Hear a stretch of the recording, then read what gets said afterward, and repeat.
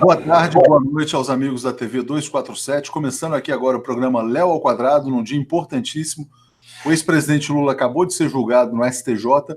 A pena dele foi reduzida para 8 anos e 10 meses, o que significa, Léo, que ele pode passar para o regime semiaberto já no mês de setembro, né? Então, dentro de alguns meses, o Lula pode passar para o regime semiaberto indo para casa. A defesa vai recorrer. A defesa já anunciou que vai recorrer pedindo absolvição plena do Lula. Todos nós sabemos que o Lula é um preso político, que o Lula foi condenado para ser impedido de disputar a eleição presidencial de 2018, mas foi uma vitória, ainda que pequena, uma vitória parcial. Vou saudar todos que nos aguardam aqui, muita gente, né, já estava aguardando essa transmissão, e você especialmente. Boa noite, Léo, tudo bem? Boa noite, Léo, boa noite a todos, né, que estavam aí ansiosos para saber qual que seria a decisão do Poder Judiciário a respeito dessa questão. Tá sem som, Léo? Não, tá com som, mas o som tá chiando muito, Léo, tá com muito ruído. Mas a gente estava conversando há pouquinho tempo, o ruído antes não estava. Agora saiu. Entendi, mas bom, todos estavam na expectativa de qual seria a decisão do Poder Judiciário. Existia uma expectativa de que o Lula fosse absolvido, isso porque foi um processo completamente errado desde a origem, mas é uma vitória. Apesar de que o Poder Judiciário manteve a sua reputação de Poder Judiciário, é uma vitória porque é uma realidade na qual em poucos meses o Lula já vai poder estar em casa e, obviamente, comunicando com o povo brasileiro, esclarecendo o povo brasileiro. É muito importante imaginar que a voz do Lula vai ser liberta. Por mais que ele passe de regime fechado para regime semiaberto, a voz dele vai estar liberta, porque durante o dia, obviamente, ele vai poder conversar com o povo. Então, muita coisa o Lula vai poder falar. Isso é, sem dúvidas, eu não diria uma vitória para o Lula, eu digo até mais, isso é uma vitória do povo brasileiro que está completamente sem orientação sobre o que está acontecendo, o que está por vir, o que significam essas reformas. Esse povo precisa de uma voz consolidada que chega nos 4 cantos do país, exatamente para esse povo entender o que vem por aí.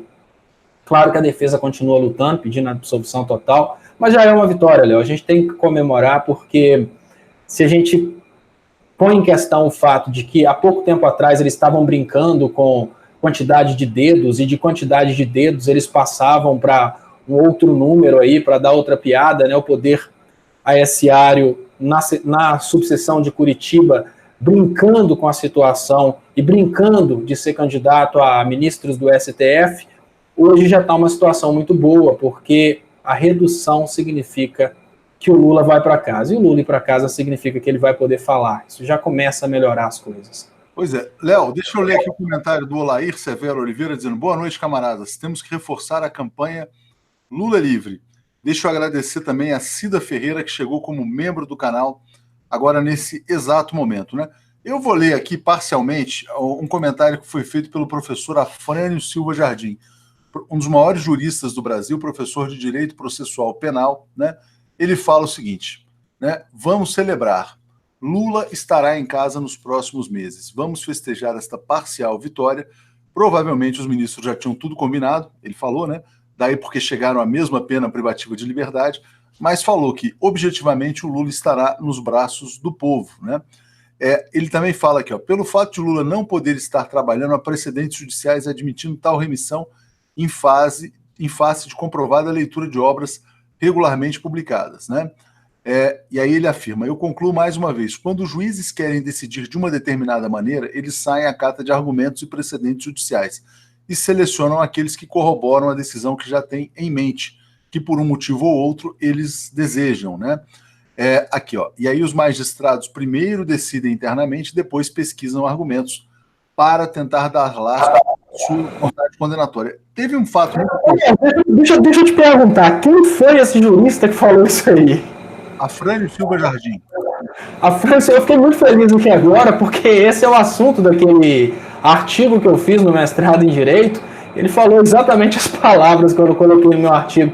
A lei, a Constituição, são simplesmente matéria-prima para decisões que já existem na cabeça dos juízes. É exatamente esse ponto que a gente tenta explicar para a população brasileira, para a população parar de se iludir que os juízes são perfeitos e estão lá decidindo para o povo. Não, eles não estão decidindo conforme a lei, estão decidindo conforme a cabeça deles, lógico. Mas, Léo, tem uma coisa muito interessante. O STJ, né? Quem decidia tudo contra o Lula no STJ era o Félix Fischer, que foi o relator do caso.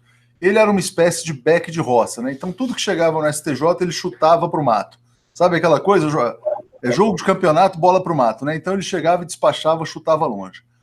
Nesse julgamento, todo mundo sabia que tinha que reduzir a pena do Lula, né? Pela questão lá dos excessos que houve no TRF4, né? E também a questão de lavagem de dinheiro, que é um crime que não está aprovado, todo mundo sabe que não tem o menor sentido, né? Mas, enfim, aí o que eles fazem? O Félix Fischer, que era o cara que sempre batia no Lula, ele, como relator, ele reduz a pena do Lula. E aí todos acompanham. Para não fazer, tem toda uma política interna no tribunal, né? Então, por exemplo, os ministros não poderiam divergir do relator. Então, o relator reduz a pena, ele faz uma pequena concessão, né? E aí os outros acompanham. Quer dizer, não tem muita divergência. Parece que todo o jogo da Lava Jato foi muito combinado. Você pega no TRF4, foi um julgamento também transmitido pelo YouTube, né? E aí você fica pensando, se não foi combinado, por que os 3 juízes do TRF4 deram exatamente a mesma pena? Chegaram exatamente à mesma conclusão, né? E agora, também no STJ, os 4 ministros também chegam exatamente à mesma conclusão. Parece que tudo já é acertado entre eles antecipadamente, né? Eles fazem uma negociação do que dá para dar, o que não dá para dar, e assim decidem. É muito estranho esse comportamento, Léo. E eu acho também que é muito estranho, sabe por que é assim? Né? E eles querem mostrar que a coisa tem toda uma ciência. Também acho muito estranho o fato deles decidirem transmitir pelo YouTube, né? Foi ótimo, né? A TV 247 transmitiu, tinha mais de 8 mil pessoas ao vivo assistindo o julgamento, as pessoas gostaram de acompanhar, mas julgamento nenhum devia ser transmitido pela internet, Léo, porque transforma o juiz assim num popstar, o cara tem que ficar ali posando de mega intelectual. Então eu queria que você falasse sobre isso, o fato de todos decidirem igual e também de fazerem a transmissão pelo YouTube. Sim, Léo, o que acontece no direito é que a gente precisa enxergar o direito de uma forma um pouco diferente daquela forma de ilusão de que os juízes seriam pessoas perfeitas e que eles estariam julgando conforme a lei. Não, não é isso que eles fazem. Eles julgam conforme os próprios interesses. E lógico que eles não querem chegar numa situação de se contradizerem e chegarem numa situação de quebrarem o pau. A intenção desses ministros é, sem dúvidas, resolver esse problema de uma forma que gere um certo contentamento na esquerda, que está cada vez mais revoltada com o poder aessiário.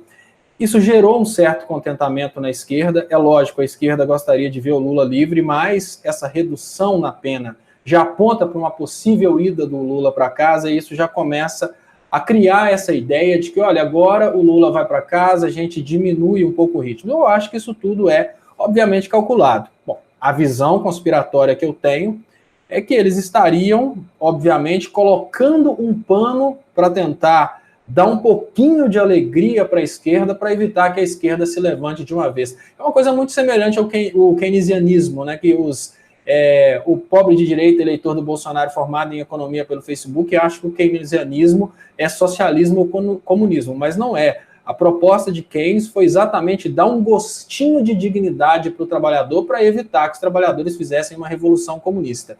Pode ser que isso seja uma tentativa do judiciário de recuperar um pouquinho a admiração dentro da esquerda. É tudo calculado. Como você disse, como esse jurista disse também, o que acontece no Poder Judiciário é que primeiro eles decidem, depois eles procuram forma de fundamentar aquilo que eles já decidiram, até antes mesmo de ler o processo. É o caso do Moro, obviamente. O Moro já recebeu o processo do Lula, com o Lula condenado, ele só precisava procurar como que ele ia fundamentar essa condenação. Então, a luta do Moro não foi para julgar o caso, foi para conseguir fundamentos para condenar o ex-presidente Lula.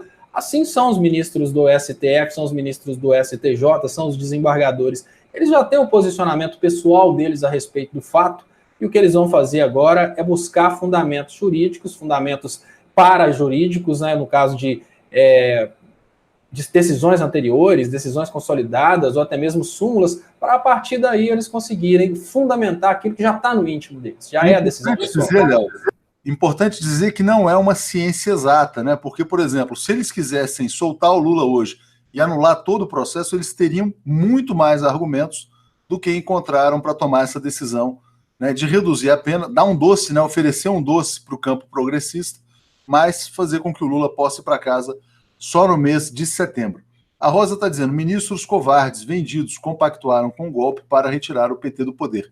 Quem disse isso ontem foi um dos maiores juristas do mundo, Luigi Ferrajoli, dizendo que foi lamentável o papel das instituições brasileiras para tirar o PT do poder, né, com o golpe contra a Dilma e a prisão ilegal do Lula. A Vera está dizendo, sou de Maringá, terra do pato, mas aqui tem resistência, Lula livre. Né? Rogério Santos, boa noite. Será que veremos Lula ser solto de fato? Né? Ou virão outras acusações? De fato, tem os outros processos, né? Pode ser que eles acelerem a condenação lá do caso do sítio de Atibaia, que, aliás, Léo, surgiu uma notícia depois do Léo ao Quadrado ontem, muito importante, que a justiça vai autorizar o dono do sítio a vender. Né? O dono poderá ser autorizado a vender o sítio. Ora, se o dono não é o dono não era o Lula, né, como é que tem um outro dono que vai poder vender e a justiça autoriza? É toda uma confusão. Antes de você falar, eu vou ler um comentário aqui do Cláudio dizendo, acho que essa decisão unânime, além da mudança da posição do Fischer, é um ponto de inflexão e mostra que o judiciário está com medo do agravamento da situação nacional. Essa fala do Cláudio é importante, sim. É um pouco um ponto de virada, né? Porque o Lula vinha perdendo tudo, né? Agora ele teve uma pequena vitória. Vamos enfatizar que é uma pequena vitória, que a defesa não considera uma vitória, que a defesa está recorrendo para que o Lula tenha o que ele merece, que é a absolvição completa. De qualquer maneira, depois dessa decisão do STJ, o STF vai colocar a questão da segunda instância em votação. Então pode ser que caia também a questão da prisão em segunda instância. Ou seja, o STJ dá uma forcinha aqui, o STF dá uma força ali, e o Lula, que já iria para casa em setembro, pode ir para casa assim que o STF tomar a sua decisão. Eu queria que você falasse sobre isso também, Léo, sobre se tem um pequeno ponto de inflexão, se existe um medo do povo na rua, né, e por isso essa decisão, e também se eles virão, né, vamos dizer assim, acentuando, agravando, esticando mais a corda com a condenação no TRF, lá do caso do sítio. Lembrando, né, que o Gebran já está querendo ir para o STF, esse pessoal do TRF também já está meio que querendo sair do holofote. Fala, Léo. A visão que eu tenho, Léo, você sabe que eu tenho sempre visões mais desanimadoras, mas já que você perguntou, a visão que eu tenho é que eles calcularam um tempo para que a revisão do caso do sítio aconteça e que o Lula tenha uma outra condenação para continuar preso. Então é uma forma de apaziguar a população nesse momento. Olha, vamos criar a expectativa que o Lula vai estar em casa daqui a alguns meses, mas durante esses meses vai sair outra condenação em segunda instância. Claro que tem essa possibilidade de pautarem realmente a questão da segunda instância, mas a gente precisa perceber em outra coisa. Os tribunais superiores já começam a ter medo da Operação Lava Jato, porque a Operação Lava Jato não veio para tomar apenas a presidência da República. Ficou provado que a Operação Lava Jato, os Estados Unidos estão aqui para tomar a presidência da República, conseguiram isso, mas agora eles querem tomar também tribunais superiores. Dessa forma, eles vão conseguir consolidar, obviamente, um poder gigantesco dentro do país. Eles têm o poder judiciário e o poder executivo. Então, eles querem fazer exatamente isso. Então, alguns ministros já começam a ter medo dessa situação. Então a gente tem hoje, dentro do poder aeciário, esse conflito, essa confusão, essa briga, esse cabo de guerra acontecendo lá no alto, lá nas elites. Nessa briga, os trabalhadores só participam sustentando o salário dessas pessoas. Nessa briga não acontece absolutamente nada previsível, porque, olha, o poder aeciário hoje como vítima da Operação Lava Jato, a gente não sabe quem vai sair ganhando. É praticamente impossível ter uma decisão, ter uma opinião a respeito de quem ganha nessa briga. A opinião pública, infelizmente, ela está completamente virada para cima da Operação Lava Jato. Por mais que a gente tenha aquela ilusão de que a Operação Lava Jato está perdendo um pouco a popularidade, ela não está perdendo a popularidade. A gente sabe que o Bolsonaro está caindo em nível de aprovação. mas a massa de manobra permanente do Bolsonaro é suficiente para fazer um estrago muito grande. Então, se a gente não tiver esse trabalho, que inclusive foi um trabalho interessantíssimo começado pelo Toffoli, que é julgar real com o povo sobre o que está acontecendo, fica difícil da gente prever uma saída para tudo isso. Pode ser que o Lula, uma semana, da mesma forma que alguns dias antes das eleições prenderam o Lula, pode ser que alguns dias antes do Lula começar a cumprir a pena em semiaberto, venha uma outra condenação em segunda instância para evitar que ele vá para semiaberto. Tudo pode acontecer. Eu acho que dar esperança demais é desmobilizar a população. Eu acho que a gente deveria julgar com o caráter de quem está julgando. Só fazendo uma ponderação, seu áudio está vazando, Léo. Só fazendo uma ponderação, é mais difícil que haja todo um esquemão para condenação em segunda instância, né, no caso do sítio, porque é importante lembrar que no caso do triplex, o TRF4 passou na frente de milhares de processos, furou a fila, né, fez uma pena com uma conta de chegada importante, porque tinha que ser uma pena tal que não permitisse recursos antes das eleições presidenciais de 2018. Como a gente não tem uma outra eleição presidencial agora, não existe, teoricamente, a necessidade de manter o Lula preso com uma segunda condenação. O esquema foi muito pesado da outra vez em função do processo eleitoral. Fazer de novo o mesmo esquemão, sem ter uma eleição na frente, com o Lula concorrendo a Prêmio Nobel da Paz, né, é uma coisa meio complexa. Luiz Felipe Esteves está dizendo, será que essa redução não é uma ação para inglês ver e tirar o fôlego da indicação de Lula ao Nobel da Paz? Tinha acabado de falar sobre o Nobel da Paz. Pode ser porque, mal ou bem, o que essa decisão fornece à direita, né? Dizendo, a terceira instância manteve a condenação do Lula por corrupção, lavagem, Lula ladrão, aquela coisa toda. Pouco importando se a maioria da sociedade brasileira considera o Lula o melhor presidente da história do Brasil e o Bolsonaro uma figura grotesca, né? Aliás, vai ter pesquisa Ibope amanhã. Bolsonaro vai aparecer muito mal avaliado nessa pesquisa Ibope. Então, pode ter sido, sim, uma questão corporativa do Poder Judiciário para se manter coerente, né, com as condenações que vieram até aqui agora, e também seria muito ruim, né, para o Judiciário, será muito ruim se o Lula vier a ganhar o Prêmio Nobel da Paz, né? Mas eu acho que eles não têm condições, Léo, de organizar a segunda condenação do Lula da maneira como organizaram a primeira, que foi um jogo todo orquestrado, você tinha todos os meios de comunicação, até porque existem divisões na burguesia brasileira, né?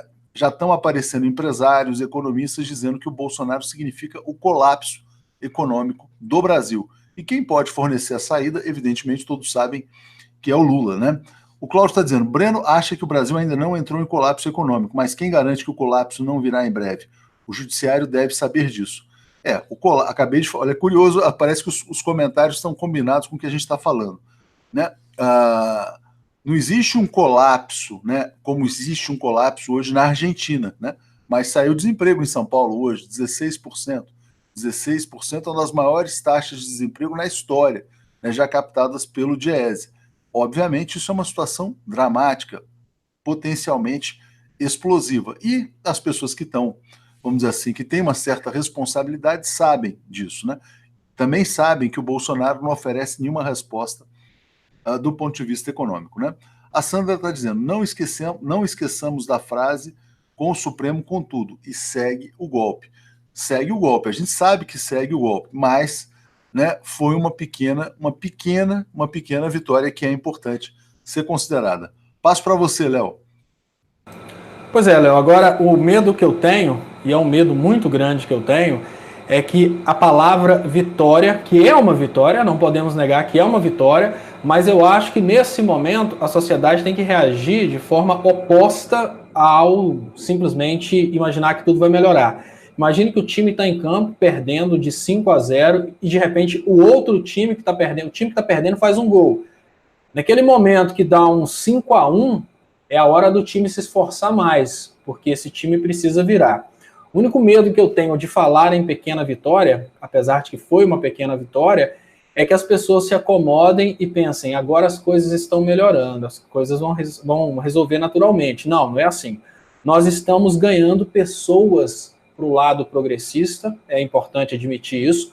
A gente sabe que o sistema ASário, ele continua com as elites, mas existem pessoas das elites que começam a perceber que para os interesses delas, né, eles não estão querendo nada de bem para a população, mas elas já começam a perceber que os interesses pessoais delas começam a ser afetados aí pela prisão do Lula. A prisão do Lula causa uma indignação muito grande na sociedade. A prisão do Lula causa um prejuízo para todos os brasileiros, desde o mais pobre até o mais rico. Isso porque o mais pobre não compra, o mais rico não vende. Esse tipo de posicionamento agora, no sentido de um Brasil que começa a perceber a merda que fez com a prisão do Lula, ele tem que ser aproveitado. Então, existe um perigo muito grande da percepção de uma pequena vitória fazer com que os brasileiros desmotivem nesse momento, mas não desmotivem porque imaginam que não tem jeito, mas muito pelo contrário. Não, já está começando a dar certo, vamos agora esperar para ver o que vai acontecer. Não, agora é a hora de aproveitar que, olha, se o time de bom gol, né, que é uma pequena vitória, eu não considero um ponto de inflexão, eu considero sim que a curva simplesmente ficou menos inclinada, mas também não é um ponto de inflexão.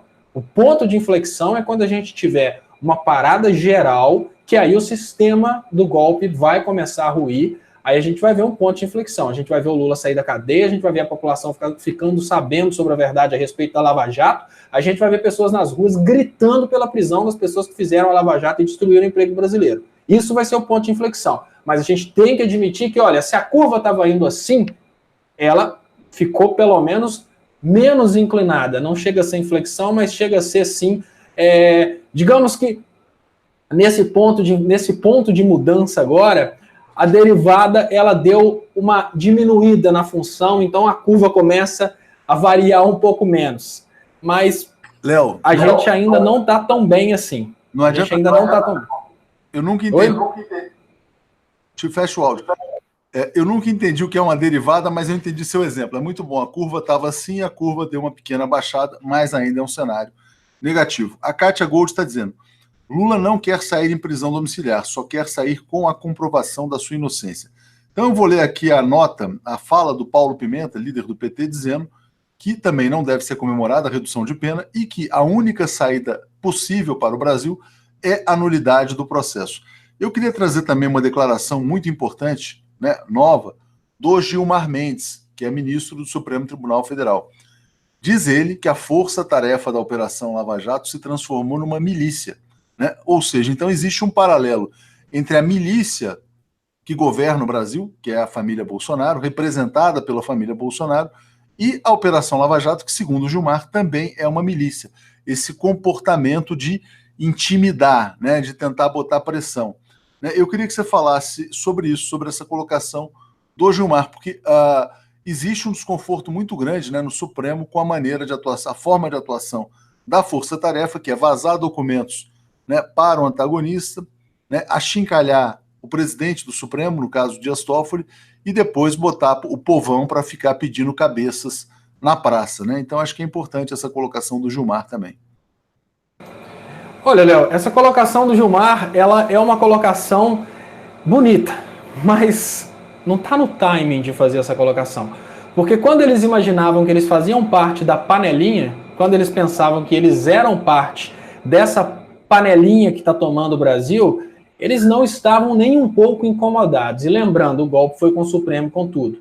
E hoje, o STF percebeu que ele ficou mais fraco do que a Operação Lava Jato. O que está incomodando o Gilmar Mendes não é a Operação Lava Jato. O que está incomodando o Gilmar Mendes é a Operação Lava Jato ter tomado um poder real, não poder institucional, não poder constitucional, mas um poder real maior do que o do STF. É isso que está incomodando os ministros do STF. Olha, os ministros do STF, eles não estão preocupados com a instituição STF. Eles estão preocupados com o traseiro deles. E o que está incomodando o Gilmar, o que está incomodando o Toffoli, o que está incomodando os ministros do STF é que a Lava Jato ficou mais poderosa que o STF. Então agora eles estão fora de timing. Eles tinham que ter lutado contra esse monstro que estava crescendo. É quando eles perceberam que isso era todo um arranjo dos Estados Unidos para devorar a economia brasileira. Lá no início eles deveriam ter se manifestado. Agora o Toffoli começa a falar que existe uma interferência internacional.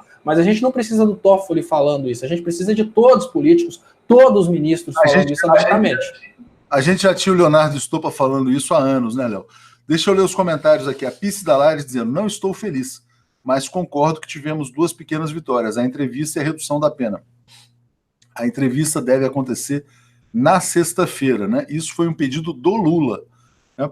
O Lula é que quer se preparar para a entrevista, então ele deve receber tanto Florestan quanto a Mônica na sexta-feira, lá em Curitiba.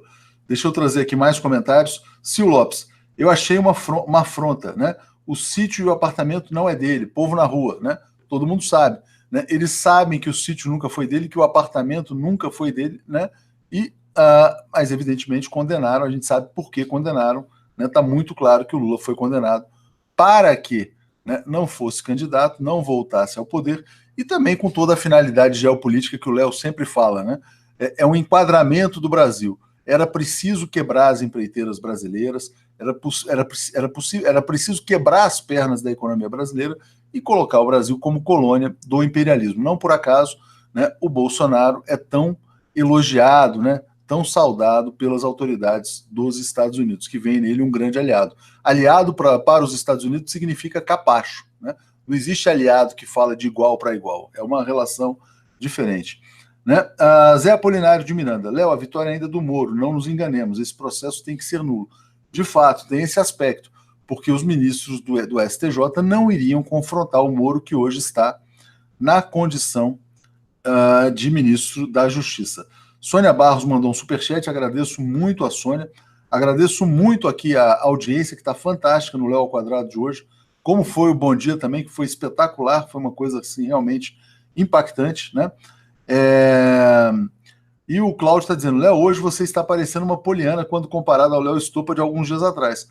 Eu não acho que o Léo está poliana não, Cláudio, eu acho que o Léo está fazendo a análise realista dele, dizendo, olha, pode vir a segunda condenação, né?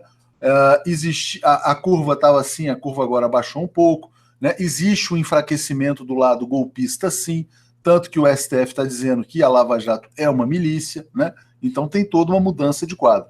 Margarete Leone, Atush, não se iluda, isso foi uma manobra para acalmar a sociedade, tentar calar as ruas. Eles vão julgar em segunda instância e vão condená-lo. Manobra, pode ser. Óbvio que ele pode ser condenado em segunda instância no segundo processo, mas não existe mais a pressa que havia no outro, porque no outro processo era preciso condenar rapidamente a tempo de uma maneira tal que ele não tivesse recursos. Aliás, tem até um comentário que eu queria fazer, Léo. Todos os ministros hoje julgaram que a pena do TRF4 estava elevada demais.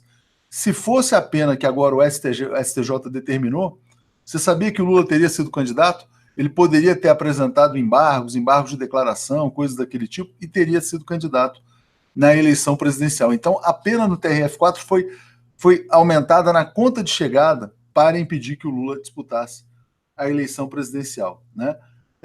A Lita está dizendo ainda uma coisa interessante. O último ministro votando sobre multa. Deveria ser menor, né? Colocou em dúvida a posse do apartamento pelo Lula. Viram isso? Vi, achei muito interessante. Estava escutando e ele dizendo, olha, esse apartamento nunca foi do Lula, ele nunca teve a posse nem a propriedade. Se ele nunca teve esse benefício, a pena deveria ser menor. Não. Se ele nunca teve o apartamento, nem a posse, nem a propriedade, a sentença deveria ser absolvição, né? Na verdade, ele tem que ser condenado para não participar das eleições, né? Não importa se tem posse, se tem propriedade, se tem qualquer coisa. Mas já que esse apartamento não era dele, a gente está condenando ele só por condenar mesmo, vamos diminuir a pena, né? Por que está condenando ele? Não, nós estamos condenando ele por condenar, mas qual que é o crime? Não precisa ter crime, é só para condenar, é questão política. Mas já que não tem crime mesmo, vamos abaixar um pouco essa pena. Não pode, porque se abaixar abaixo de 8 anos, ele já vai para casa, né? Essa é a real, infelizmente. Léo, deixa eu só ler um comentário aqui também. Essa aqui é muito importante, ó. Perfil Deus não tem nada a ver com isso. É muito bom isso. Deus, não coloquem Deus na parada, né? Mas aqui, ó, a decisão hoje atrapalha Lula quando o STF votar a segunda instância? Pode ser, porque o STF, quando for votar a segunda instância, vão dizer, não, mas isso é para libertar o Lula. Mas como o STJ falou, não, a liberdade do Lula está ali no horizonte, né? Ele já está saindo em setembro, já está indo para o semiaberto em setembro, ou seja, para casa. Pode ser que o STF talvez possa adiar, né? Em vez de votar a segunda instância agora, vota um pouco mais para frente, né? Vota mais perto de setembro, ou vota em outubro, né? Vamos ver o que os militares vão... Lembrando que prisão domiciliar continua sendo prisão, né?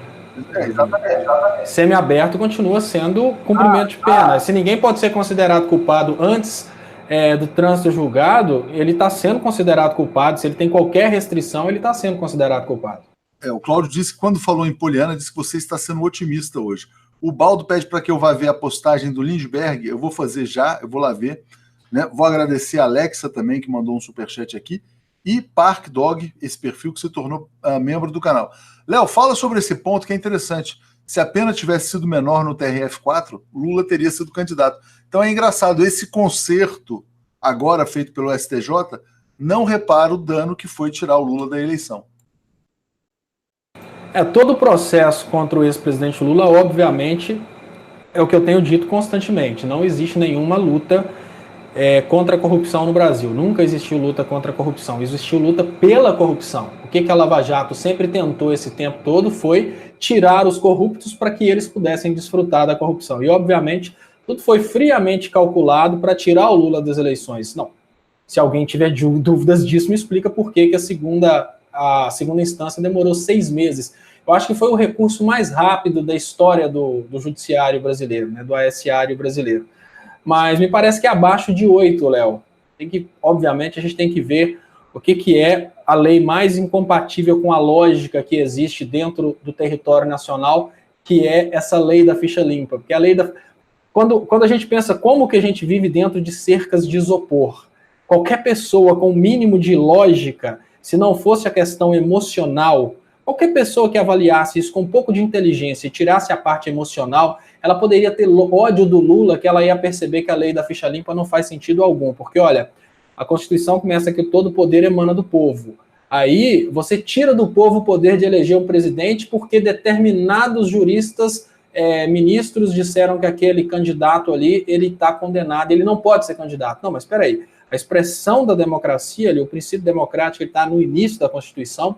A expressão da democracia é o povo decidir. Se o povo vai decidir, as pessoas fazem graça na hora que eu falo, olha, se o Lula é ou não culpado, se o povo vai decidir, o povo tem esse direito de decidir, né? Aí se fosse o Fernandinho Beiramar, se o povo quisesse o Fernandinho Beiramar, democracia é isso, é direito do povo decidir. O povo não quis Bolsonaro, que é um pouco pior que o Fernandinho Beiramar. Então, democracia é isso, é o povo decidir. Mas, enfim, tem que ler o que está na ficha limpa, mas normalmente o ponto que separa essas questões relacionadas às atividades públicas é 8 anos. Né? Se uma pessoa é condenada a 8 anos, eu acho que ela ficaria fora das eleições. Então, esse 8 anos e 10 meses, ele foi escolhido exatamente porque existem as faixas de prazos prescricionais e até 8 anos tem uma faixa de prazo prescricional que me parece que o Lula já se enquadraria, o processo seria anulado por prescrição. Então, até o 8 anos e 10 meses foi escolhido exatamente para manter o Lula preso.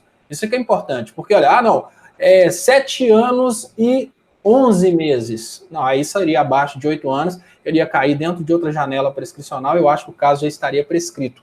Mas, enfim, o poder ASA joga, ele não julga. As pessoas precisam entender isso. Aliás, o pessoal pergunta muito cadê o Queiroz, né? E as pessoas até já nem perguntam mais cadê o Aécio, né? Cadê o Aécio, né? O Aécio é um deputado clandestino, ninguém sabe o que ele faz e nada acontece com o Aécio Neves, que negociou milhões lá com o Joesley gravado, teve mala de dinheiro para o primo, teve ameaça de matar o primo. Enfim, com o Lula não tem nada disso, não tem mala de dinheiro, não tem nada e o Lula está ali pagando, né? Valéria Dalegrave, é uma manobra, mas demonstra que perceberam que a Lava Jato extrapolou os limites da injustiça, né, devido à reação da sociedade do mundo. Lula livre, exatamente. Né, tinha um cara do PSDB que falava o seguinte, que era o Ricardo Sérgio de Oliveira, tesoureiro do PSDB. Estamos no limite da irresponsabilidade. Né? Exatamente, extrapolaram os limites da injustiça. Né? Como se, parece um paradoxo, mas é muito interessante essa colocação aqui da Valéria. Bom, eu fui lá ver o Lindbergh, ele postou um vídeo indignado, né, fez um post no Facebook e falou: chega de ilusões, só povo na rua liberta Lula, sem ilusões com o poder judiciário. Como é que você avalia essa colocação do Lindbergh sugerida pelo Ubaldo aqui no canal? Olha, Léo, essa é a posição que eu estou adotando há 3 anos. Eu nunca acreditei no poder ASiário quando eu percebi que a gente tinha dentro do Brasil uma parte do Poder Judiciário e uma parte do Ministério Público trabalhando para destruir nossa indústria e entregar o Brasil para os Estados Unidos. Meus vídeos sobre isso têm 3 anos. Tem 3 anos que eu falo que não há saída institucional, não há saída no Poder Judiciário. Por quê? A parte do Poder Judiciário que presta morre de medo de fazer alguma coisa porque está chantageado. A parte do Poder Judiciário que não presta é a que está tomando decisão. Então, o posicionamento que eu sempre tive é esse. A única coisa que tira o Lula da cadeia, tira o Brasil das garras dos Estados Unidos, é o povo. Mas a única coisa que coloca o povo no sentido de fazer isso é a união das esquerdas. E é por isso que eu chamo a atenção. União dos políticos falando a verdade, união da mídia de esquerda parando de gerar falsas ilusões e julgando de uma forma bem clara com a população. Olha, vamos todos nos unir nesse sentido. Vamos explicar para o resto da população por que o Brasil teve a Operação Lava Jato, para que serviu a Operação Lava Jato. E subsidiar as pessoas. Olha, não tem gente subsidiando as pessoas para explicarem que a Terra é plana. Tem Olavo de Carvalho e outros cientistas aí explicando que a Terra é plana. É isso que está faltando. Está faltando pessoas que criem subsídios para que as pessoas entendam a verdade por detrás da Lava Jato. Assim as pessoas progressistas vão conseguir desalienar os fanáticos. Eu acho que sem isso é difícil. A Sandra está dizendo aqui, ó, admiro quem consegue manter a sanidade no contexto atual. Desde 2016 até me admirando. Estou conseguindo. Vocês, jornalistas da TV 247, me ajudam muito. Então, muito obrigado a Sandra pelo comentário aqui. Léo, comentário aqui de que você está muito perspicaz hoje, você está perfeito. A Vilma dizendo que concorda com o Lindbergh, né? Ruth aqui indignada, libertem Lula, canalhas, Lula Nobel da Paz, né? Davi Braz, estou cansado desse corrupto poder judiciário que não faz justiça. Para Lula sair do injusto cárcere só se for na base da força. Léo, queria também mandar um recado para a Valdinês, que disse que não estava sendo notificada. Quando você vai no sininho sobre as notificações, é muito importante clicar em receber todas as notificações, né? Não só ocasionalmente. Vamos lá. A Inês está dizendo que eles não soltarão Lula porque assim estariam assinando que a condenação foi por serem golpistas e terem condenado um inocente, né? Também tem isso, viu? Assim como o Bolsonaro, Léo, tem dificuldade a dar o braço a torcer, o Poder Judiciário, enquanto instituição, enquanto corporação, também tem dificuldade em voltar atrás num caso que foi tão emblemático, num caso que mudou a eleição, né? E a gente tem que sempre enfatizar, né? A prisão do Lula, né, tirou de circulação o melhor presidente da história do Brasil, e quem está dizendo isso não é o Leonardo Atush, nem o Leonardo Stupa. Quem disse que o Lula foi o melhor presidente da história do Brasil é o povo brasileiro. Né? Em qualquer pesquisa ele aparece com 40%, 45% de menções. Em segundo lugar, aparece nenhum. Então o Poder Judiciário atuou para tirar de circulação o melhor presidente da história do Brasil. Por quê? Né? Isso aí vai ter que ser contado pela história um dia. E para colocar na presidência da República uma figura que não consegue encontrar um restaurante para ser homenageado em Nova York. Então, o Brasil vai ter que passar por uma análise, né, uma psicanálise. Que país tira de circulação seu melhor presidente e coloca, né, na presidência uma figura inapresentável no mundo, né? Então, qual a explicação? Qual é a lógica? Vou agradecer aqui a Heloísa Cassiano, que se tornou membro do canal nesse instante, e devolvo para você, Léo. Importante que as pessoas percebam que isso aconteceu, porque o povo brasileiro foi conduzido como gado nessa direção. A gente precisa lembrar que desde 2013 existe um trabalho fortíssimo de polarização mental, nessa ideia de que para resolver todos os problemas do Brasil e para o Brasil virar Suíça, basta condenar os culpados por corrupção, e que o problema do Brasil é a corrupção dos políticos, né? Como se as pessoas em geral não fossem corruptas. Eu costumo dizer que o problema do político brasileiro é ele ser brasileiro, porque a corrupção ela acontece, a corrupção nos órgãos públicos ela acontece desde o camarada que trabalha na manutenção de um órgão público e ali ele negocia para comprar um material de limpeza, por exemplo, mais caro e recebeu por fora, até, obviamente, chefes de executivo. Mas o brasileiro, o eleitor do Bolsonaro em especial, que normalmente é o cara que faz várias coisas erradas, mas não quer admitir o fato de que o erro está no ser humano, ele quer ficar procurando o problema lá na frente, ele caiu nessa história de que tem que lutar contra a corrupção. E lutando contra a corrupção, o brasileiro conseguiu acabar com o Brasil. É essa a grande realidade. Porque, não, Léo, não tem como lutar contra a corrupção sem lutar contra a natureza do brasileiro. A diferença que existe de um político corrupto para uma pessoa é o cargo. Infelizmente, isso está na natureza do brasileiro. É por isso que eu nunca entrei nessa onda de ficar falando de corrupção. Eu sempre falei, olha, nós precisamos, em primeiro lugar, orientar a população para que a população perceba a corrupção, incentivar a população para que a população denuncie a corrupção, mas antes de mais nada, essa população precisa estar empregada, trabalhando, a economia bombando. Então, prioridade, pôr a economia para bombar, depois orientar o povo até para lutar contra a corrupção. Agora, destruir a economia sob o argumento de lutar contra a corrupção foi a coisa mais estúpida que o Brasil já fez. Votar no Bolsonaro porque o Bolsonaro falava mal da corrupção foi a coisa mais idiota que esse povo já fez. E agora a gente tem, Léo, uma pessoa que assim, quem não conhece o Bolsonaro como educador, eu queria dizer que o Bolsonaro está conseguindo fazer uma coisa que nem o Paulo Freire conseguiu, que é ensinar o pobre que ele é pobre.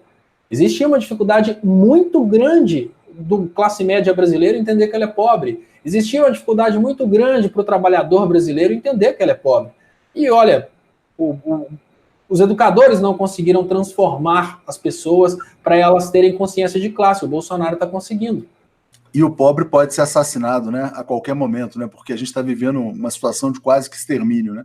O Jair Silva está dizendo, Léo, eu não acredito no judiciário desde 1980, tenho os meus motivos, acredito plenamente. Ana está dizendo aqui, ó, Atucho, Estopa diz que apoio à mídia de esquerda é necessário. Por que vocês não trazem Gleisi Hoffmann e outros petistas ilustres para entrevistas na melhor mídia de resistência, o 247? A gente já trouxe a Gleisi, vamos trazer novamente, evidentemente. Né? A gente está sempre trazendo, dando voz às lideranças de esquerda aqui no 247. Léo, hoje eu estava fazendo uma caminhada e estava pensando sobre essa questão da corrupção, né? Vamos imaginar, né? Então, ó, premissa falsa. O Lula é o Brasil da corrupção. Premissa verdadeira. Premissa falsa também. Né? O Bolsonaro é o país da honestidade, né? Então, Bolsonaro, honestidade, Lula, corrupção. No Brasil da corrupção, o brasileiro era o povo mais feliz do mundo. O presidente era aprovado por 87% da população. Os empresários rachavam de ganhar dinheiro. Quem procurava emprego, encontrava, né? E o Brasil era grau de investimento, né, atraindo investimentos do mundo inteiro. No país da honestidade, o desemprego, 16%. O governo nem fala em combate ao desemprego, não tem proposta para combater o desemprego. O brasileiro é infeliz, né? As pesquisas mostram. Então, será que faz sentido essa lógica de que o Lula era o país da corrupção e o Bolsonaro é o país da honestidade? Porque se for assim, todo mundo vai falar, não, então agora é melhor a corrupção, porque, né, não faz o menor sentido, né, Léo? Então, passo para você refletir a respeito disso. É por isso que eu falo, gente, olha, a coisa mais imbecil que existe é entrar nessa discussão a respeito de corrupção. Isso foi a melhor isca que os Estados Unidos conseguiram encontrar para destruir e desestabilizar o Brasil. Significa que a gente tem que relevar a corrupção? Não, não significa que a gente tem que relevar a corrupção, mas sob o argumento de luta contra a corrupção, o Brasil destruiu o Brasil. O povo brasileiro foi, assim, como uma manada nessa situação de que, olha, precisamos acabar com a corrupção. E aí aconteceu exatamente o que você falou. Olha, a gente pega o governo do ex-presidente Lula, vamos lembrar, indicadores econômicos que estão no Banco Mundial, eu não estou falando de indicadores que os bolsominions falam que estão maquiados. A gente teve maior redução do desemprego da nossa história, a maior redução da desigualdade social e o maior crescimento do PIB. Esse era o Brasil da corrupção, era um Brasil que, igual você falou, o brasileiro era feliz, as pessoas faziam festas, as pessoas não preocupavam, não se falava em política. Hoje o assunto política é constantemente falado. E olha, o assunto política é igual problema dentro de casa. Se uma pessoa começa a falar constantemente, olha, tô tendo vazamento, quando a casa está bem demais, ninguém fala nada. Exatamente o que acontece. É igual falar do juiz no jogo de futebol, né, Léo? Quando o pessoal começa a falar do juiz, quando o juiz chama a atenção, é porque tem alguma coisa errada, né? Aliás, isso vale para o judiciário. Quando um juiz vira celebridade, é porque tem alguma coisa estranha, né? Nenhum juiz fica famoso de futebol porque está apitando bem. Ele só fica famoso porque está apitando mal, né? Então, isso é uma reflexão importante. João Gabriel dizendo, ó, não há nada de corrupto na natureza do brasileiro. O que há no Brasil é uma elite que usa esse papo furado de maneira recorrente. Eu diria até que é mais como o Léo falou. Não é tanto a elite, não. Na verdade, é a direita, mas é a direita entreguista. Então, esse argumento da corrupção é usado pelos Estados Unidos para desestabilizar países na América Latina, né? Foi assim, por exemplo, que levaram ao suicídio do Alan Garcia, foi assim que prenderam o Lula, e é assim que querem prender a Cristina Kirchner, que está em primeiro lugar nas pesquisas para a eleição na Argentina, né? A Sandrinha, o STF só assumirá o erro quando algum deles parar em alguma masmorra. Não duvidem, basta incomodar alguém. Pois é, o STF só despertou na hora que o Toffoli virou vítima. Quando o Toffoli virou, né, alvo dessa máquina que o Gilmar Mendes chama de milícia, o Supremo resolveu despertar. João do Sertão, tem que lutar contra a corrupção, mas a corrupção após golpe, todos são corruptos, entreguistas, fascistas, golpistas. Está bom agora? Pois é. Agora, vamos dizer, olha que interessante, né? Então, era contra a corrupção. Eles tiram a política mais honesta da história do Brasil. Nunca houve em Brasília uma figura tão honesta quanto a Dilma. Não tem precedente, não tem antecedente. E colocam no poder o cara mais corrupto da história do Brasil, porque nunca houve um político mais corrupto do que o Temer. Né? Então é muito interessante. Quer dizer, é contra a corrupção, você tira a pessoa mais honesta e põe o mais corrupto. Né? Então é o seguinte, então é para melhorar o Brasil, você tira o melhor político, que é o Lula, e põe o pior político, que é o Bolsonaro. Olha que povo que precisa ser psicanalizado, Léo. Tiraram o melhor político, Lula, para botar o pior, Bolsonaro. Tiraram a mais honesta, que era a Dilma, para botar o mais corrupto, que era o Temer. Ou o brasileiro é muito burro, muito topeira, muito tapado, ou ele foi muito manipulado. E aí eu já acabei me indignando com o que eu acabo de falar e devolvo para você, Léo. Pois é, Léo, claro, não são todos brasileiros. Quando a gente fala o brasileiro, a gente fala o brasileiro em geral porque o Bolsonaro ganhou. Mas o brasileiro ele foi aos poucos sendo conduzido para dentro de um curral. A grande realidade é essa. Aos poucos, as instituições de fanatismo foram crescendo no Brasil e o povo não percebeu que isso estava acontecendo. Eu costumo dizer que hoje nós temos uma quantidade, temos um rebanho, um cardume muito grande no Brasil de pessoas fanáticas, e um bocado da culpa é nossa, porque às vezes aquele amigo estava em dificuldade, a gente virava as costas, mas o pastor estava lá de braços abertos para receber os 10% daquele amigo. Só que não, ele não queria só os 10%, ele queria também a mente. Então nós temos uma indústria do fanatismo no Brasil que vem sendo construída há muito tempo. A gente sabe hoje quem é dono dessa indústria de fanatismo, e é exatamente o dono dessa indústria de fanatismo que conseguiu fazer uso dessa indústria para tomar o poder no Brasil. Eles foram construindo aos poucos, Léo. Olha, no passado existia uma demanda por um governo social, por um governo progressista, porque as pessoas estavam sentindo uma certa dificuldade. Foi exatamente o trabalho do Lula que contou contra o Lula, porque à medida que o Lula foi tirando pessoas da miséria, à medida que ele foi elevando pessoas da classe média baixa para a classe média alta, à medida que o Lula foi fazendo pessoas ficarem mais ricas, essas pessoas começaram a imaginar que elas eram tão foda, e desculpa a palavra, que elas não precisam do governo. Era essa a justificativa. Eu não preciso do governo para nada. Exatamente. Eu consegui com meu mérito. Foi eu e minha igreja. Hoje, tá aí. A sua igreja continua a mesma, você continua o mesmo, você só está ferrado. Exatamente, bem lembrado, Léo. Deixa eu só dar um alô para a Valdinês, que queria mandar uma mensagem para o Lula. Pode mandar, que se mandar aqui a gente vai ler e pode chegar ao Lula sim. O Edilberto mandou um comentário aqui, mas estava correndo, meu Deus do céu, é muito comentário, gente.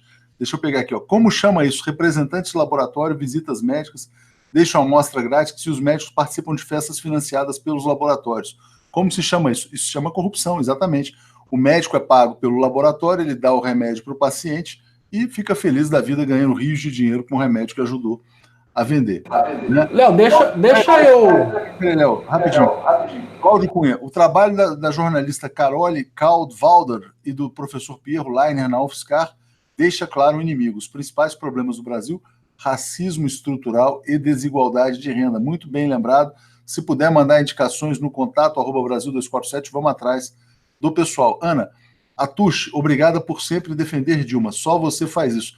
Eu faço e vou fazer sempre, viu? Porque a Dilma realmente é a pessoa mais, né, sacaneada na história do Brasil, né? Porra, a mulher fez Copa do Mundo, fez Jogos Olímpicos, fez de tudo, né? Fez um puta governo, fez obra, ampliou a oferta de energia brutalmente entregou vários aeroportos aqui no Brasil, né? E aí para quê? Para ficarem as pessoas dizendo que a Dilma quebrou o Brasil. Crescimento médio de 2,5%. Hoje está se falando que o Bolsonaro vai ser governo perdido, né? Porque tinha uma desaceleração da economia mundial e terminou o mandato dela com 4,3% de desemprego, que é a menor taxa de desemprego da história do Brasil. Então a Dilma foi muito sacaneada e foi sacaneada por ser mulher, né? Então esse é o e o Brasil está passando pelo que está passando porque ele merece pagar um pouquinho o que fez com a Dilma, né? Vamos cair na real. Também, Sil, atenção, Lula pode ir para casa em outubro, só depois de alguém ir para o Supremo. Cuspiram na nossa cara de novo, né? Sônia Pires, nem as instâncias se decidem. 9, 12, 8 anos, isso pode favorecer a defesa de Lula? A defesa vai pedir anulação total.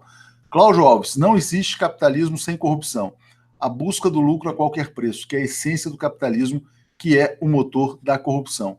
Lucas Braus aqui. Léo, corrupção é um fenômeno social que ocorre em todas as sociedades, espacial e temporal. Falar que o brasileiro é corrupto é um conceito equivocado e aumenta o nosso complexo de vira-lata. Eu acho que o Léo não falou exatamente isso, não. Ele falou o seguinte, quer dizer, que a corrupção é inerente ao ser humano, né, e que esse combate à corrupção, né, foi instrumentalizado para quebrar o Brasil e entregar o Brasil aos interesses internacionais, como todo mundo está vendo, né?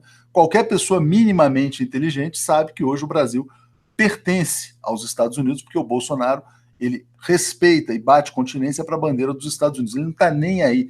Procura, vamos assim, quer dizer, uma coisa interessante, também estava pensando hoje, né?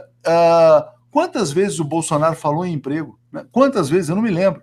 Né? E se você perguntar para os ministros do Bolsonaro, todos, assim, enumere, diga 3 coisas que o Bolsonaro fez de bom pelo país. Duvido que um ministro do Bolsonaro saiba responder a essa questão. Léo, li muitos comentários, devolvo para você. Léo, eu queria voltar num assunto de ontem, que eu recebi uma mensagem de uma pessoa que assiste praticamente a todos os programas Léo ao Quadrado, e essa pessoa, ele é um professor em instituições militares.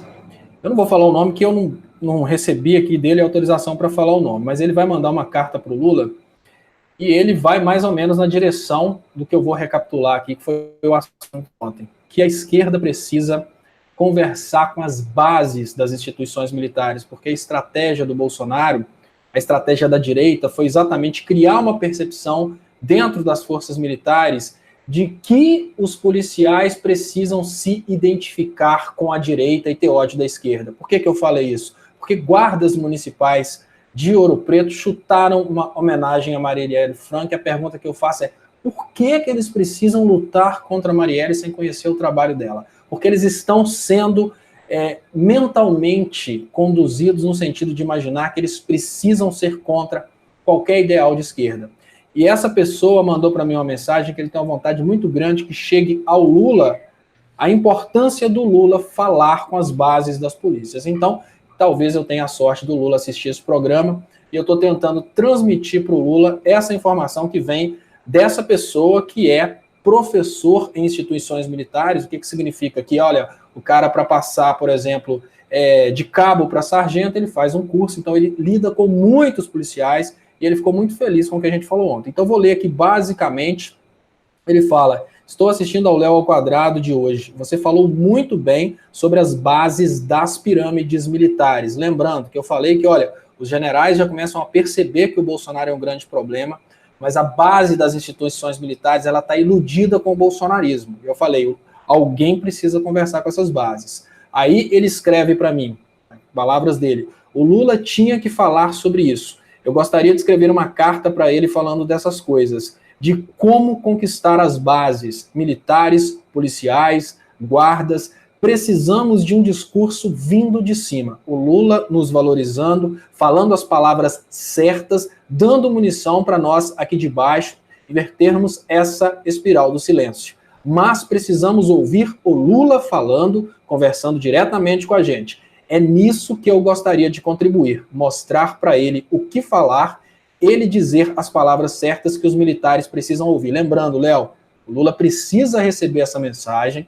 Essa pessoa aqui, eu vejo a foto dele aqui, eu fico muito, assim, entusiasmado, que é uma pessoa mais velha, você vê que é uma pessoa experiente, ele não precisava estar fazendo isso, ele é professor nas instituições militares. Nós precisamos mostrar para os militares que eles são trabalhadores como nós, e o Lula é a chave para isso. e que também correm o risco de ficar sem aposentadoria, né, de virarem mendigos na velhice. Né? Será que as pessoas querem ser mendigos na velhice? Bom, Marta Werneck está dizendo, Léo, a CCJ está pegando fogo, a tal da Previdência, né? A oposição conseguiu documento para suspender por 20 dias a tramitação da reforma da Previdência, mas a mesa não quer obedecer e segue com a votação. Você vê que tem golpe na Câmara agora, porque golpe virou a regra do Brasil. E a Roseli está dizendo, quase 8 mil assistindo, parabéns. É audiência histórica, Léo, aqui no Léo ao Quadrado.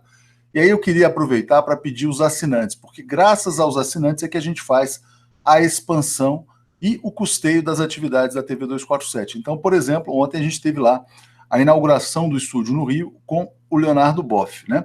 As pessoas podem apoiar sendo assinantes em brasil247.com/apoio e podem ser membros do canal. É muito importante que se tornem membros do canal, lembrando que a gente faz eventos para membros e assinantes.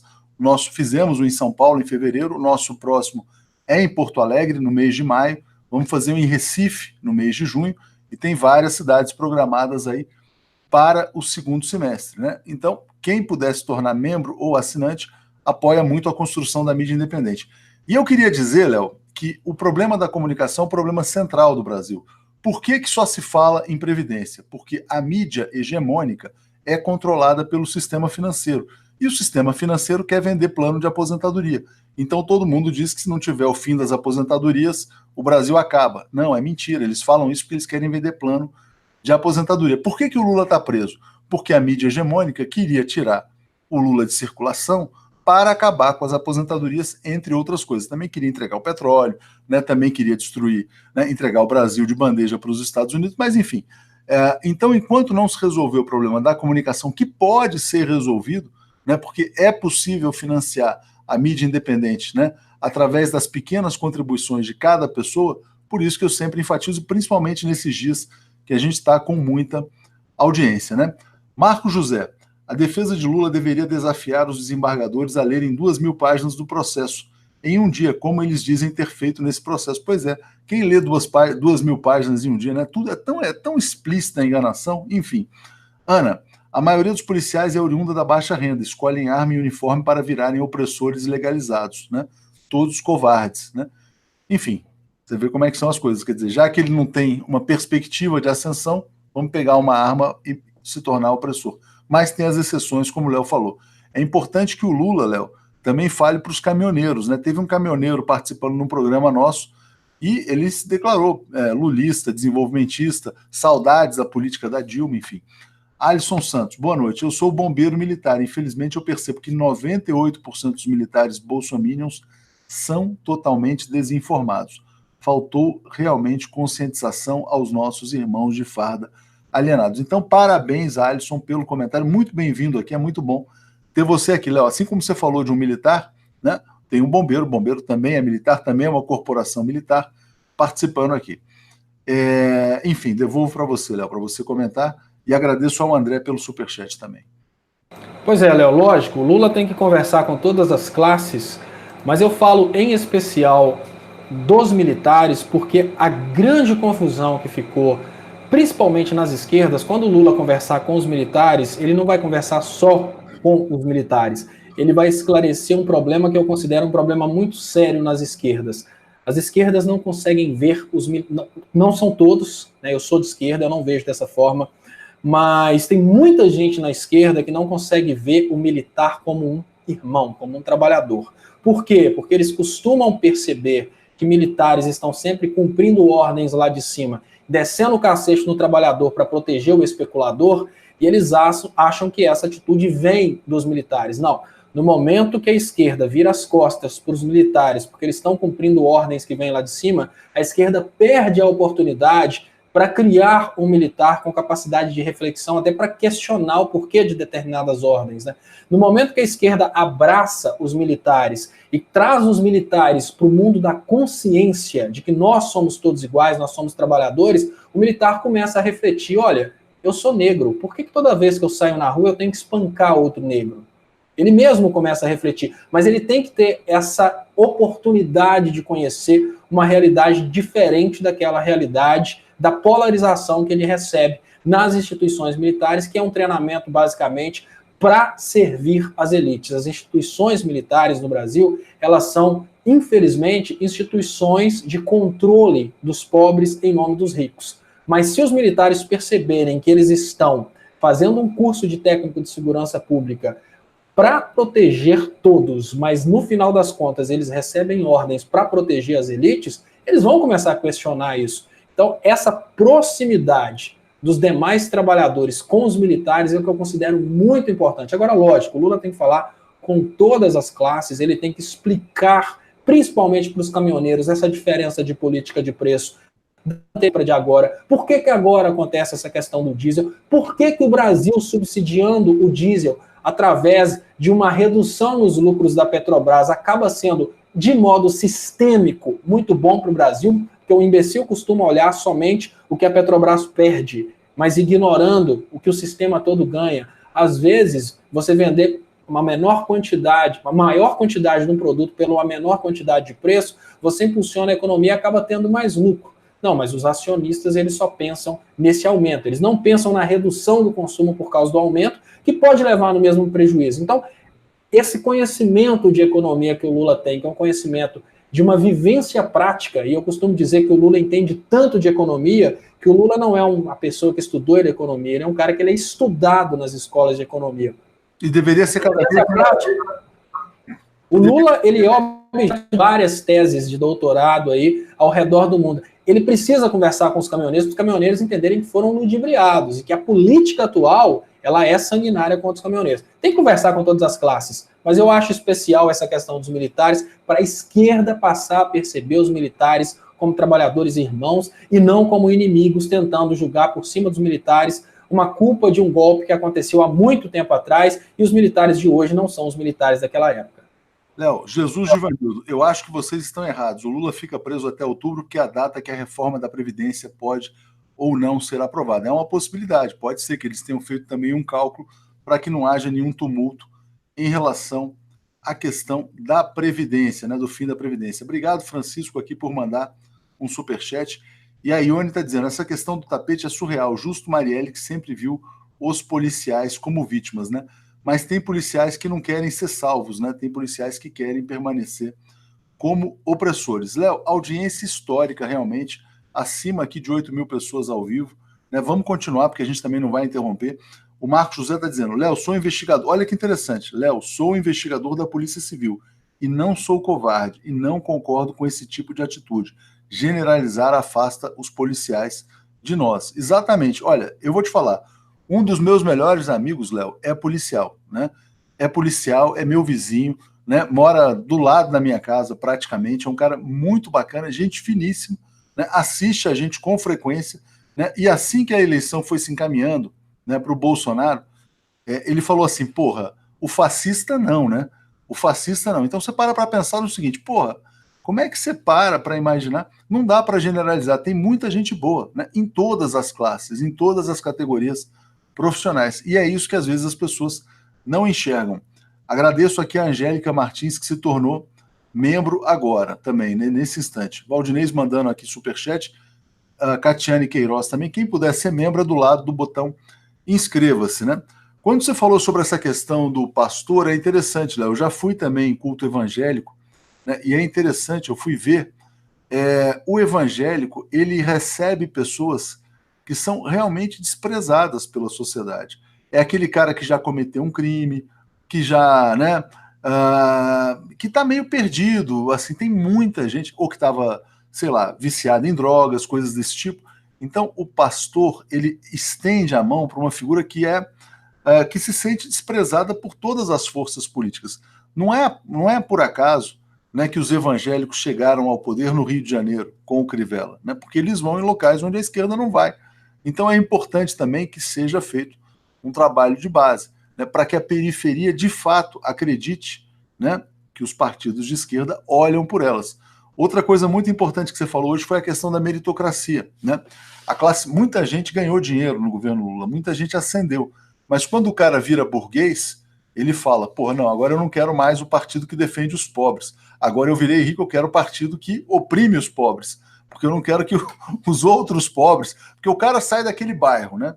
O cara sai vamos dizer assim, o cara sai da condição de remediado, compra um carrão, uma casa, condomínio, aquela coisa toda. Pô, agora que eu cheguei, agora eu mereço. Não, agora eu vou virar opressor. Aí ele vira eleitor do Amoedo. É uma coisa louca. E aí que o Paulo Freire trouxe aquela contribuição fantástica que nós falamos ontem. Quando a educação não é libertadora, o sonho do oprimido é virar opressor. E é exatamente o que acontece.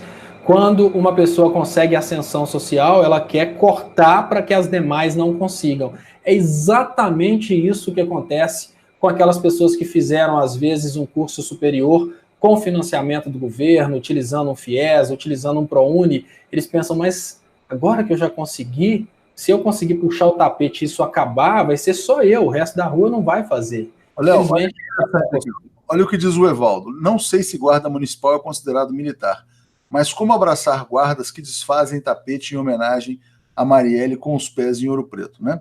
Vamos imaginar um menor infrator, né? Você fala assim, um menor infrator cometeu um crime, virou pivete, trombadinha. Você fala, pô, esse menor infrator não merece uma segunda chance da sociedade?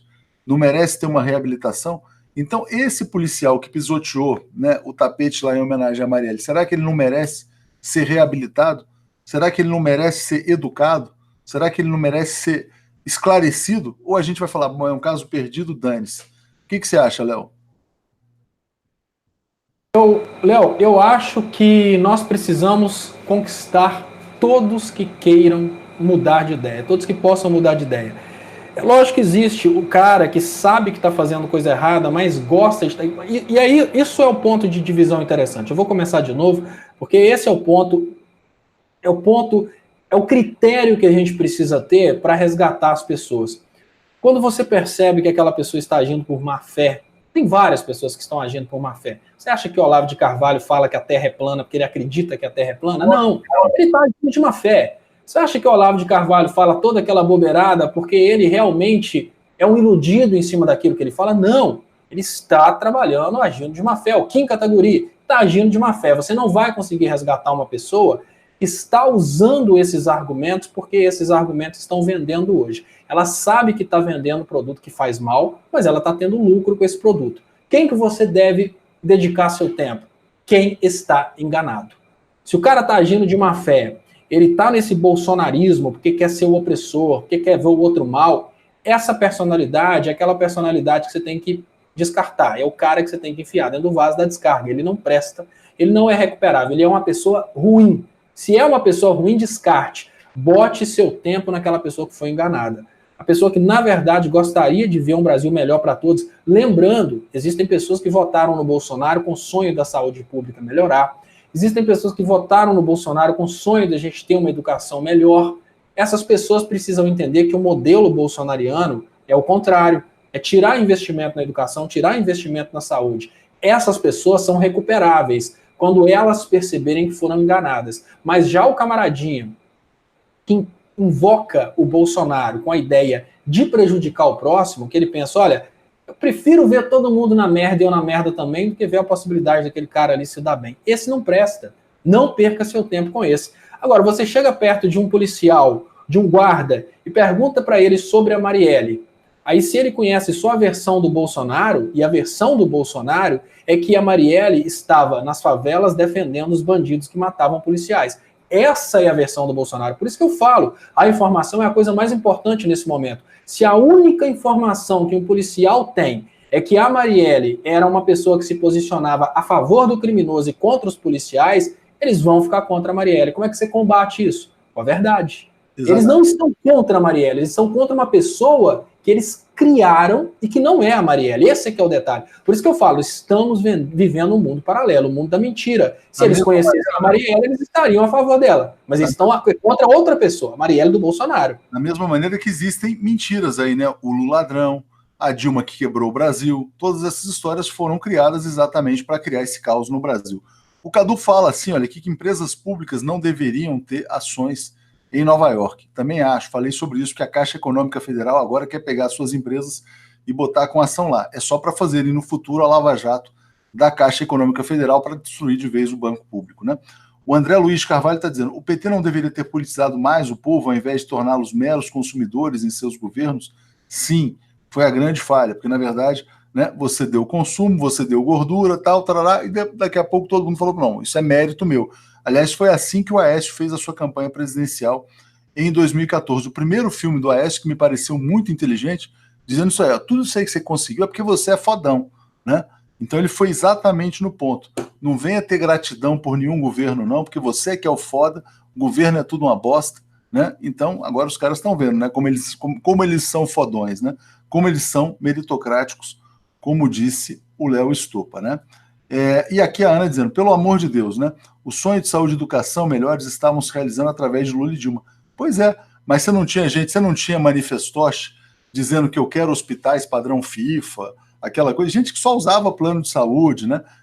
Que nunca entrou no hospital público dizendo que queria hospital padrão FIFA, porque era bonitinho protestar contra a FIFA na Copa do Mundo, que aliás foi a melhor Copa do Mundo da história. Mais uma coisa para a gente louvar, né, a presidente Dilma Rousseff. A Ângela Raeli dizendo, a teologia da libertação pensa exatamente assim, e esclarecer policiais, bombeiros, favelados. Por isso o POF foi perseguido. Exatamente. Tudo que visa esclarecer a população oprimida realmente é duramente combatido. As elites não são tão idiotas assim. Eles não produzem nada do ponto de vista relevante intelectualmente, mas quando eles percebem uma ameaça, eles vão com tudo, né? Por isso atacam Lula, por isso atacam Paulo Freire, por isso atacam o Leonardo Boff. Aqui, ó. Débora Rodrigues, Atus, para seu e-mail proposta para reconquistar os cooptados pelo PIG. Abraço. Então, abraço, Léo. Vou ver, então manda no contato @brasil247.com.br. Léo, a gente estourou muito o horário, né? Queria agradecer muito, né? Porque passou de 8.000 aqui, daqui a pouco já vai começar o Boa Noite. Então, te agradeço demais. Vamos continuar a transmissão em cima do Boa Noite aqui, Léo. Fazer uma TV 247 em 2 canais agora, né? Expandindo a coisa. Léo ao quadrado o Léo ao quadrado emenda no Léo Estopa às 10h30, Boa Noite em paralelo, e aí daqui uns dias, né, do estúdio 1 para o estúdio 2 e assim por diante. Tá ficando legal, tá ficando muito bom. Pessoal, muito obrigado pela audiência de vocês, pelo carinho, por estarem com a gente aqui hoje. É um dia, obviamente, de reacender as esperanças. Eu acho até por isso que as pessoas estão voltando. Muitas pessoas diziam que, olha, eu estou muito desanimado, depois que o Bolsonaro venceu, eu desanimei. Não, vamos reacender as esperanças, mas sem baixar a guarda. Esse é o segredo. Eu não estou aqui iludindo, achando que vai estar tudo certo, não, mas eu acho que na hora que você está perdendo 5-1, se seu time faz 5-0, se seu time faz um gol, é a hora de multiplicar a força, lutar bem mais, porque se fez um gol, é possível fazer mais 4 ou 5 e virar. Esse é o ponto. Olha, as coisas estão melhorando. E significa que, olha, se está melhorando, não está morto ainda. Vamos triplicar o esforço, porque é possível vencer essa parada. Mas não podemos, nesse momento que está melhorando, abaixar a guarda. Gente, muito obrigado, boa noite. Fiquem com boa noite, que já vai começar. Tomem um cafezinho e já voltem aí para a TV 247. Quem puder, seja membro, né?